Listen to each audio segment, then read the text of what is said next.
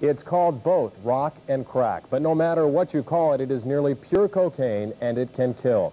Right now in Seattle, rock is growing in popularity, and the problems it is creating in other parts of the country are beginning to show up here. Hilda Bryant has spent several weeks investigating the world of crack cocaine here in Seattle and is here with the second part of her special report. Hilda? Well, Dave, rock cocaine is so cheap even kids can buy it. Teenagers are telling me that it's become their drug of choice. Rock houses where rock cocaine is sold have sprung up in every neighborhood of the city. They're middle-class rental houses or apartments. While they look innocent on the outside, most of them are armed fortresses with a stash of guns. And almost always, there's a stock of stolen goods taken in trade for the drugs. A few nights ago, a South Seattle patrol sergeant led me into a rock house doing business in the Rainier Valley. The customers were startled, but nobody bolted. Camera shy, we're going to take a couple pictures if it's all right. We're talking TV here. You don't be scooping up the paraphernalia. I'm cleaning out dishes. Would you care to help? No, I ain't washing any dishes tonight. You see what I was saying?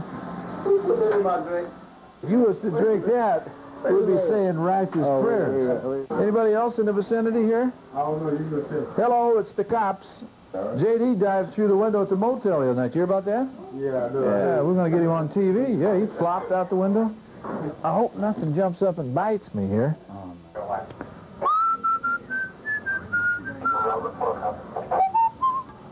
But that's what I'm saying. You know, you come back, everybody's dropping your name on the set, and you come back and bingo. Little bag of dope. We're just going to kick around. I'm not optimistic the way we shut things down last night, but... Sergeant Chuck Pillon knows every rock house in his territory, and he knows most of the people who run them. He and his partner, Detective Dwayne Brown, keep closing them down, but they keep popping up somewhere else on his beat.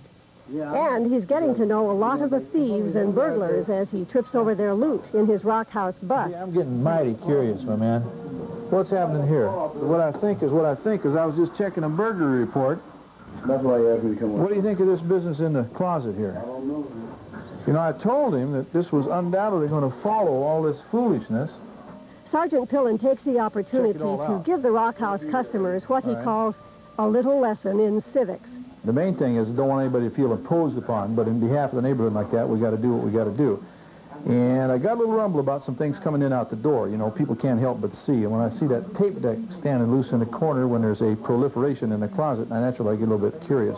Neither Pillon nor Brown are members of the downtown narcotics squad. They say that's an advantage in this war on rock. They're in the neighborhoods every day. They recognize the cocaine cooks, the couriers, and their cars. Now we've got him cold on the street. And this is the thing that we can accomplish that narcotics isn't able to, and that we mutually recognize now, that sort of persistent presence. You got 10 narcotics detectives in a proactive sense for this whole town. They are absolutely overwhelmed. Tomorrow we'll talk to a rock cocaine courier, or runner, who'll tell us where the big dealers are and how the rock house works. Hilda Bryant, KIRO, Eyewitness News.